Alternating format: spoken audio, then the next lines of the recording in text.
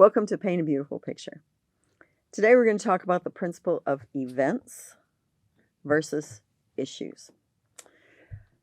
In counseling, I can tell you that a lot of arguments happen about events, which is basically pointless, to be truthful with you.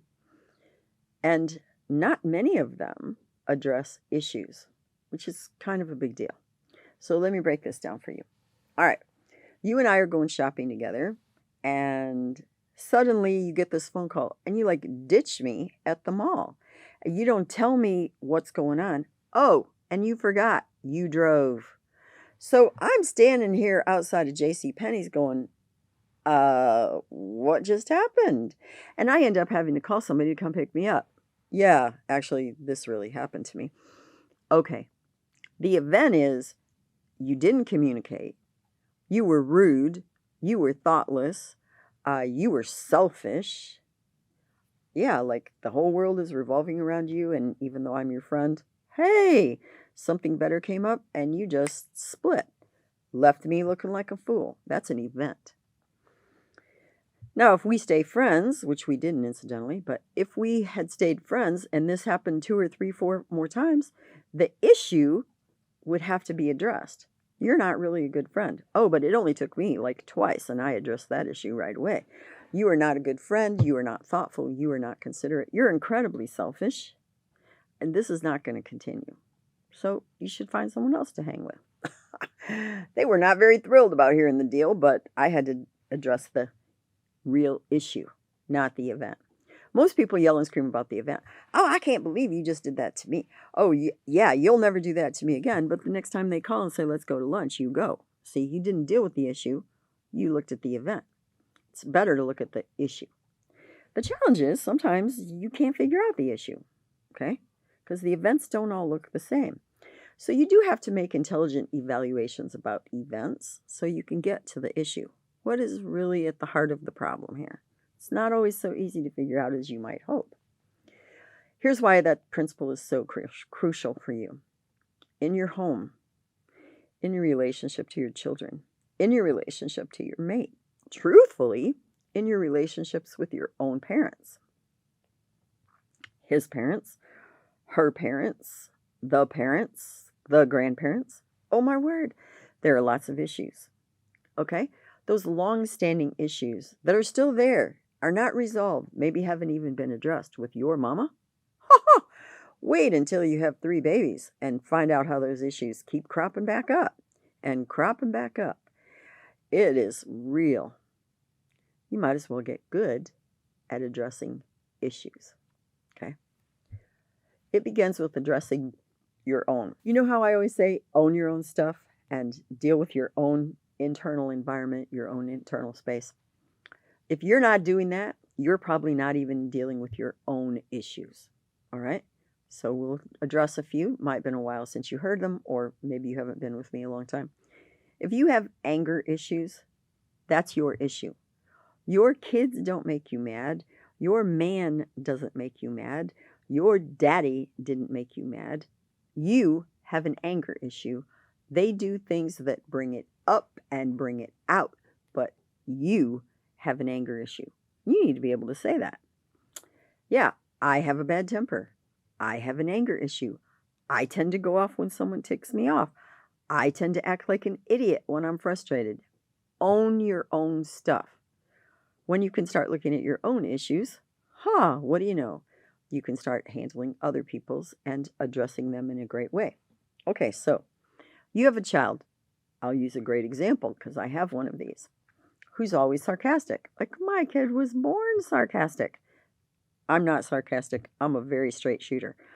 And I confess, especially when I was young, I didn't appreciate or like sarcasm.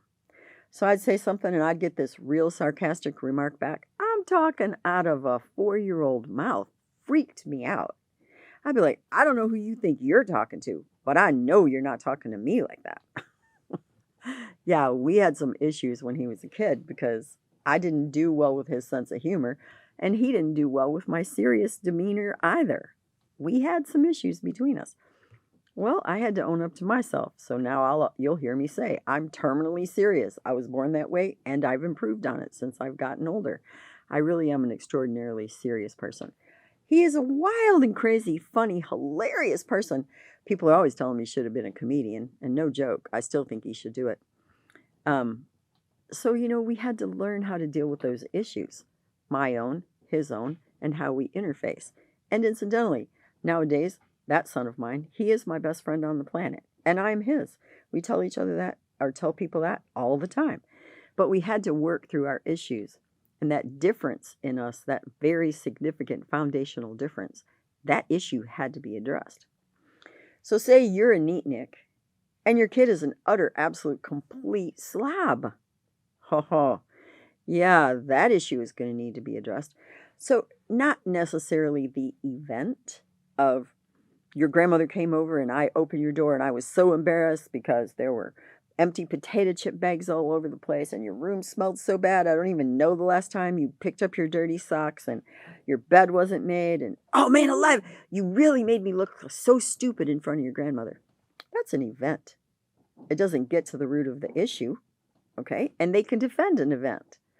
Well, Mom, I had a ball game last Saturday and then I took Becca out on Sunday afternoon. Like, when did I have time to deal with my room? Oh, this is a blankety blank, go back and forth, back and forth. This is pointless and futile. You got to go to the issue, okay? The issue is you really are a slob at heart. I know so is your dad, so is your uncle. I get this. But in my house, there is an expectation of a certain level of cleanliness that has to happen. Oh, and guess what? I'm not going to be cleaning up your room. That's not my job. That's your room. That's your mess. You're 15 years old. Hello. You're going to deal with this.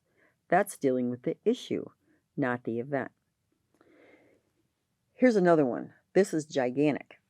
And it happens between parents a lot, including parents that live together and parents that don't. And that is that very frequently, since opposites attract, you're going to have one parent who's kind of strict and one parent who's kind of lenient. One parent who wants to be a bulldog and really hang on, and one parent who's going to be a little more wishy-washy and give in. And if you think your kids aren't smart enough to know this, let me tell you, I know 2-year-olds who already have this figured out and know how to get in the middle.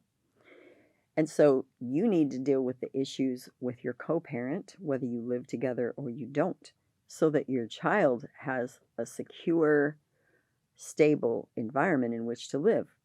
My mom and dad might not be alike, but they sure know how to agree and come to a place where they make a decision and both of them follow through. Okay? That's dealing with the issues in your life with your co-parent so that you can then deal with the issues with your child. And they see you work on compromise and they see you develop a working relationship. They understand that it's a possibility for them too to compromise and to have working relationships with people who are significantly different than they are. And let me tell you, don't be discouraged.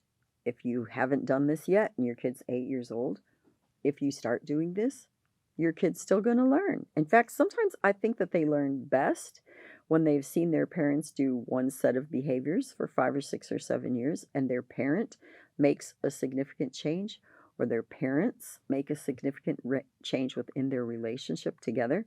And kids find out, oh, I can change. I can learn. I can grow and develop. That's a great thing for kids to find out about. Don't be discouraged about the parts that are not great or that even are outright pitiful and terrible. That's okay. We all have stuff to work on. And it's a great opportunity for your kids to learn. So deal with those issues, not the events. Now, let's talk about some events that probably do need to get dealt with because it might not be an underlying issue. It might be just an event, but it still might need notice or direction or some kind of intervention. Okay, so your kid recently got his license and he asked for permission and he's going to go somewhere and you say, now, because you're an inexperienced driver, I don't want you taking any friends with you. And a couple days later, your friend calls you up and they're like, hey, Guess what, Alice? You know, I saw Joe riding down the road the other day, and he had 3 friends in the car with him. You're like, woo! What now? This might have an issue underlying it if your child frequently disregards and disobeys what you tell him. But if in general he's a good kid and he listens and he follows the rules, and so this is an event but not his normal issue, you can still say, so guess what? I got this phone call. I found out you had 3 individuals in the car with you when I gave you very specific instructions not to do that. What do you have to say for yourself? You can address that. There's no trouble with addressing an event, so don't misunderstand me that you ignore all events and only handle issues. You do have to deal with events as well. But your goal is when you see a pattern and it's repetitive, you really want to get to the issue, not just hang on to the event. In fact, the events can be a distraction from the issue. So look for the issue. So you've got to admit to your own issues. You've got to admit to your kids', and you have to admit to your spouse's. Because you know what? Certain things you can't change. You just got to deal. Do you think I was going to change my kid? Do you think I was really going to make him less funny?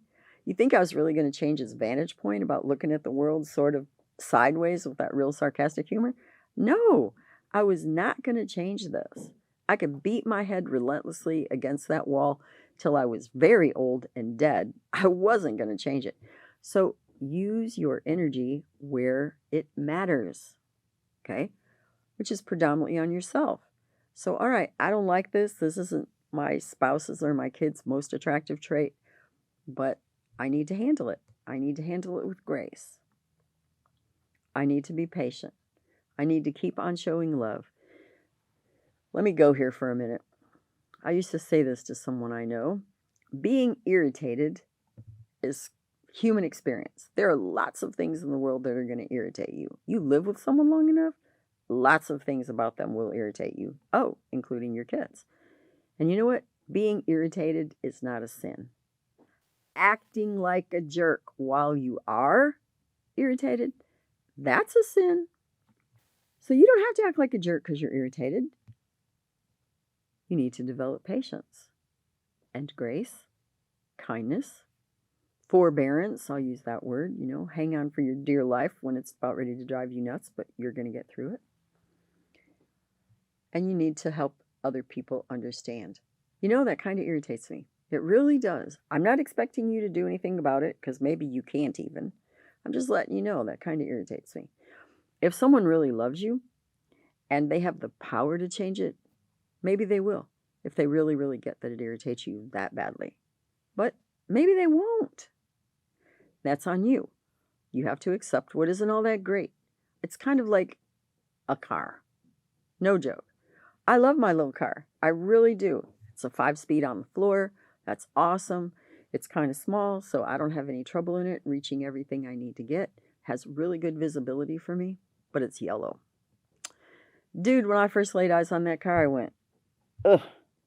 I don't even particularly like yellow, and I certainly never dreamt of having a yellow car. But everything else about that car is amazing. So you know what? I got to look at that stinking car every single day out of my driveway or when I'm in a parking lot. Like, yeah, my car is so very yellow. But I like my car. So that little irritation of the fact that it's yellow, I can deal because I like everything else about it. That's what I mean. Perspective. Some things you might not like. Some things might irritate you.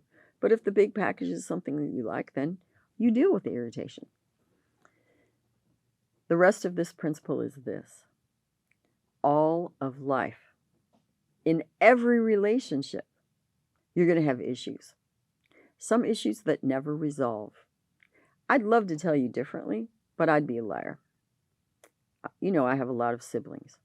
I have a particular sibling. We've had the same issue in our relationship for 60 plus years. I handle it. But the way that this person does certain things still and about drive me crazy. They are not going to change. It's a fact. I have addressed this issue multiple times in every way I know how. That's the way it is. In this particular relationship, this issue, for now, is not going to change. I have to handle it. You need to explain that to your kids, and you need to demonstrate that to them. You know, I really love my brother. I really love your mom. I really love my daddy. But do you notice that we have an issue with whatever that is?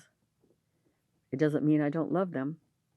It doesn't mean I'm not working on what I can do to help us have a really great relationship. But this issue still exists. Then your kids find out, okay, issues exist, even between people who love each other, even between significant people in our lives that we have long, long lasting relationships with.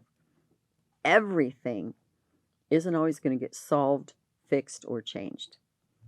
And I can handle that. It's okay. So you're really teaching your kid a principle that is going to do them well for their entire life. So keep it straight in your mind. Do your best. Is this an event? And maybe it is a one-time event I need to address. Or is this an issue? And do your best to handle issues by discussing them calmly, talking about your emotions in response to it, things you would desire to see different, and accept their conversation with you. Try to come to a compromise so both of you are more comfortable in the relationship or feel more loved or it's stress to you, your value, but also acknowledge in your mind, not to them, some issues are just going to go on and on and on. And you've got to have the grace and the patience to handle those. My question for you today is, what issues have I been ignoring in my world? Whether those issues are with your own self or your parents or your children, your spouse, try to deal with those issues and do yourself a favor. When you can't, just accept. Sometimes things happen and you're going to be okay. You still love them. You're still going to have a meaningful relationship with them. And you're going to be good friends or a great sister or a good child to your mom and your dad. And even better, an awesome parent to your own kids. Thank you for joining me today on Paint a Beautiful Picture. You may find additional information on our paintabeautifulpicture.com website.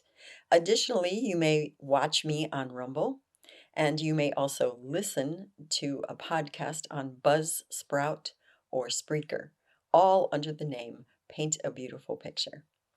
If you like this video, please give me a thumbs up. You may subscribe, and if you are interested in receiving notifications, please hit the notifications button.